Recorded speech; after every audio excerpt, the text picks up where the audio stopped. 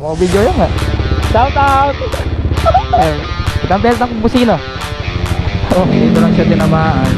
Ayun lang naman yung best niya.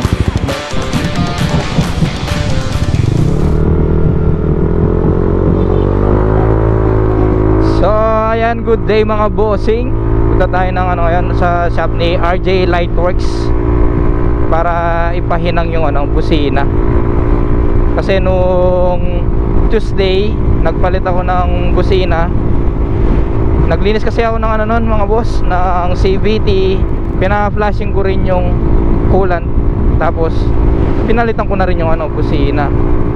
So chinat ko muna si RJ Lightworks if pwede siyang palitan kung hindi mo-void yung warranty. Sabi ni RJ pwede naman daw, kaso nga nakahinang yung ano, yung loud horn. Nagpalit ako ng ano, PIA horn.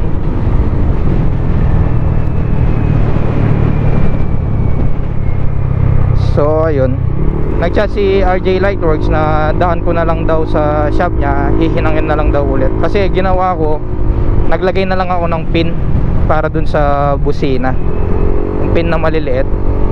Naglagay ako ng pin mga boss, tapos linagyan namin siya ng ano, shrinkable tube. So ayun mga boss, punta na lang tayo kay RJ Lightworks ngayon. Ipapahinang ko na lang para walang katanggal. Tapos lalagyan din siya ng ano, shrinkable tube.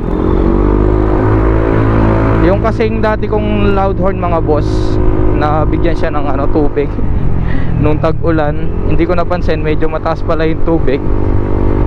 Yung takbo ko nasa 60. Yung tubig umakyat hanggang sa taas, nabasa yung horn.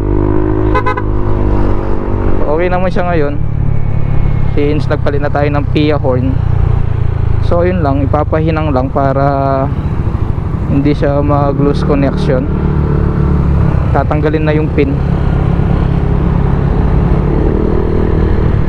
So yun nga, sabi ni RJ pwede naman siyang palitan, hindi naman mabuvoid yung lifetime warranty niya.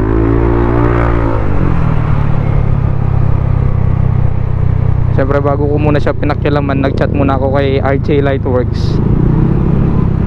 Mahirap na, baka ma-void yung warranty. Yun kasing dati nating loud horn, yung brand nun is Bosch. Goods naman yun, kaso nung nabigyan siyang tubig sa loob, pumalyado na yung isa. So yung isa lang yung nagana, yung isa hindi. Kaya pinalitan ko na lang din siya. Hindi rin ako makapagbiyahe kay RJ noon kasi tag-ulan. Nung Tuesday, alam ko Tuesday ko yun nung pinalitan ko siya. Umuulan doon. So yun, tapos nagchat si RJ kanina na daan ko na lang daw sa shop, hihinangan daw, tapos wala naman din daw bayad yun.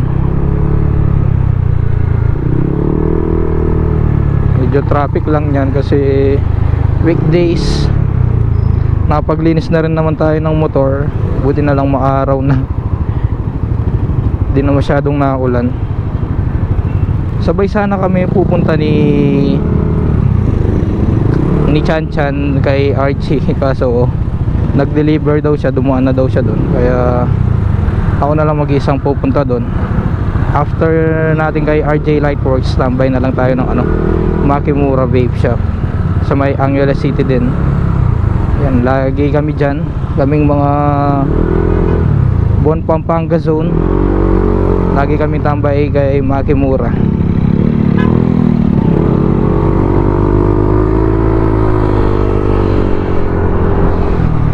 Medyo madulas yung ano, yung apakan kasi pati yun sinain ko.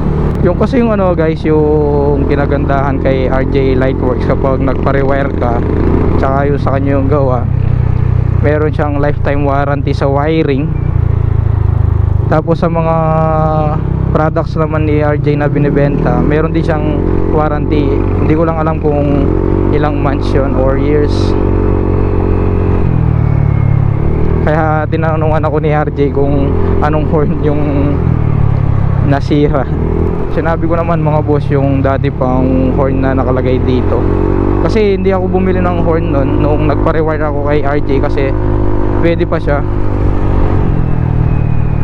Nasira lang talaga siya nung tag-ulan. Yun nga, na ano siya ng tubig. Umabot hanggang taas yung ano, splash ng tubig. So ayan, shoutout din pala sa nakabunggo sa akin nung Thursday na papasok ako ng trabaho. Sa may Balibago. Buti na lang walang nasaktan at hindi rin nagasgasan yung aking motor. Nagasgasan lang man siya, mild lang naman sa may fender. Pero yung caliper hindi naman siya nagasgasan. Magti 3 months pa lang sa akin yung caliper. Na-UP rin din yung ano ko, yung plate number. So naituwid ko naman din siya. Yung kasi mga bagong plate number ngayon medyo malalambot. Yan lang naman. Shoutout sa'yo bossing. Kung sino ka man. Hindi man lang din nagpa-sorry. After nun, kala ko nung tumabi ako, sumunod siya sa akin. Bigla na lang siyang nawala. Medyo traffic lang talaga. Hindi na ako dumaan sa likod kasi medyo matubig-tubig pa dun. Kakalinis ko lang ng motor.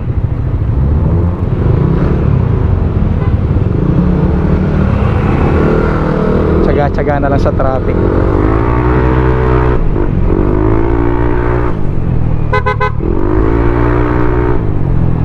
Dito na tayo sa ano mga boss, Barangay Pandan. Located lang yung shop ni RJ Lightworks sa may city center. Harap siya ng eskwelahan ng Nepomuceno. Ayan, sa mga gustong magpagawa or mag-inquire, message lang po kayo sa kanyang page RJ Lightworks. Always naman silang nagre-response. Ayun guys, visit nyo lang yung kanyang page RJ Lightworks. Inquire na lang kayo sa kanya. Dito sa kanto ng ano, Jollibee, magra-right lang kayo.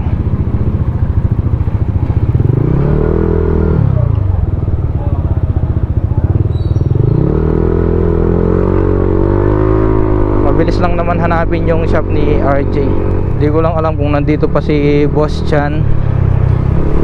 Kasi alam ko battery lang naman yata yung binibili niya kay RJ Lightworks. Mag-ano na siya yung LiFo battery, yung max cord. Yun rin kasi yung suggest sa akin ni RJ Lightworks after magawa ng ano, after magawa ng motor, after ma-rewiring.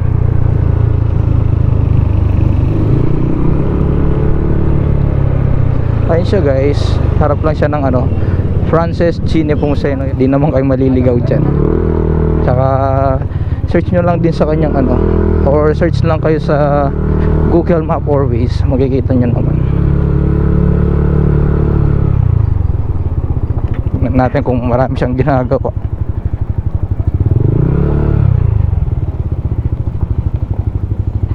Itang belt ng busina.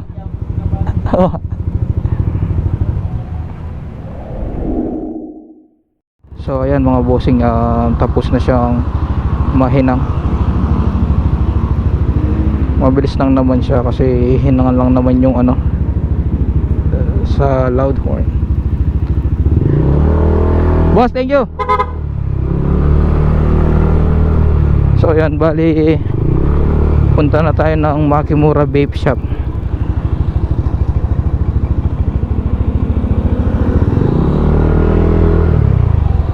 Ikot na lang tayo dito.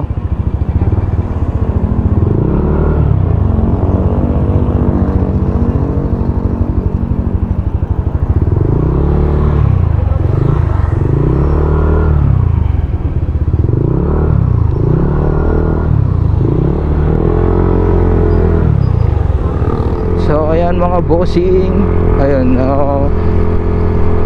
meron din palang ano doon, coffee shop, Cafe Agape. Habang nagpapagawa kayo, pwede rin kayo magkape doon habang hinihintay nyo siya na matapos. Ayan, yung voltage ng ating battery nasa 14.2. Traffic na traffic.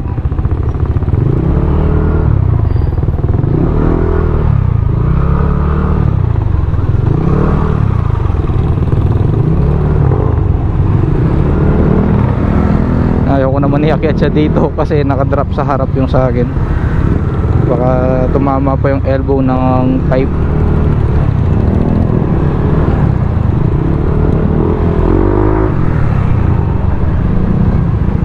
So yun lang, tambay tayo kay Makimura Vape Shop ngayon para yun lang, pag-usapan yung upcoming event, yung mga garnish namin for admin, yung mga ayan, order din tayo. Bali papalitan na yung garnish natin na binili. Wala na rin problema kasi naka-transfer na sa akin yung NMAX. Laki pala ng ano, nung mga bagong CR ngayon. Isang ano siya, malaking bond paper. Parang ano siya, titulo ng bahay. Marami ring tumatambay dito sa Holy Rosary tuwing gabi. Kasi merong mga nagtitinda dyan, lalo na kapag Friday nights and weekends.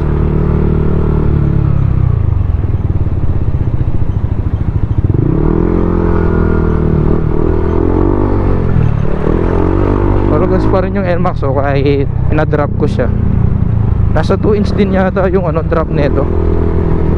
Bali na pinadrop ko to kay ano, kay MCL.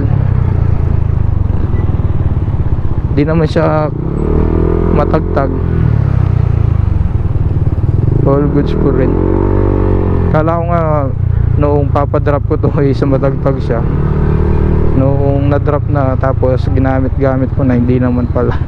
Lalo na night ride pa kami ng ano nun, ng Olongapo. Hindi naman siya matagtag, hindi siya masakit sa katawan. Yung place namin si Wes. Yan yung motor ni Wes. Di pagawa yung ano niya, Byled. Napagawa pa niya. So ayan mga bossing, ayan, dito lang siya tinamaan. Ayan lang naman yung gas niya, mild dents lang naman. Nakuha naman siya sa shine. Tapos ito, yung plate number na UP lang siya, naituwid ko naman din. Tapos sa caliper, wala naman siyang gas. Okay naman siya. So ayan mga bossing, dito na tayo sa Makimura Vape Shop. Harap lang siya ng Galensis Sling. Mabilis lang naman siyang hanapin. Kung gusto nyong magpa-deliver, nagde-deliver din sila. Yan mga boss, dito lang kami lagi nakatambay. Ayun yung garnish natin. So makapalitan pa to yung pang admin. Pang admin na ano. Na? May glinis ka uning yan nakauran eh.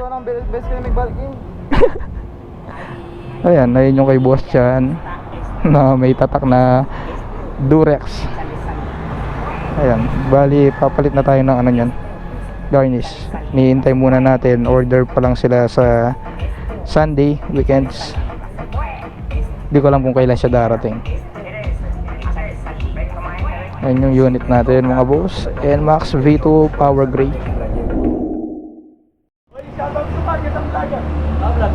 Wah,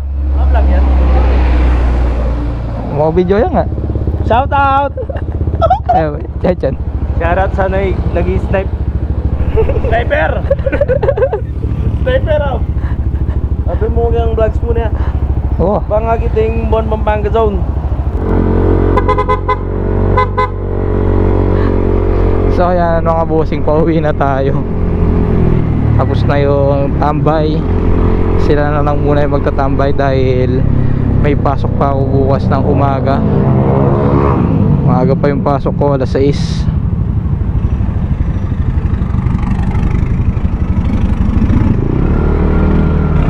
Hindi tayo pwedeng magpa gabi ng todo.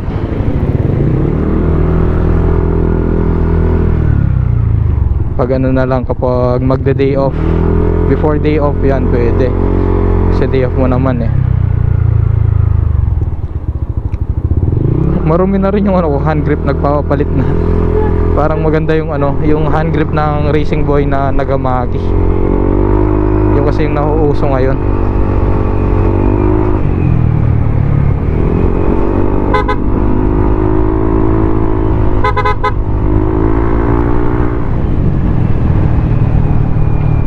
Ano din tayong nakalimutan doon. Ayun lang mga boss, ganyan lang yung ginagawa namin. Doon lang yung ano namin, hideout or tampayan ng Bon Pampanga sa Makimura Vape Shop. Tapos yan mga boss, sa mga gustong magpa-deliver ng vape, nagde-deliver naman sila.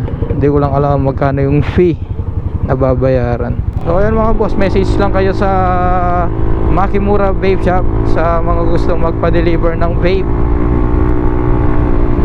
Always naman nagre-response yun. Wala na rin tayong papagawa sa NMAX. Na maintenance ko na rin naman siya. Change oil, flashing ng coolant, at saka nagpalit ng busina. All goods na to. Bali mangiipon na lang sa pang pa-repaint. Puno na rin kasi ng gas-gas to, kaya gusto ko na rin siyang ipa-repaint.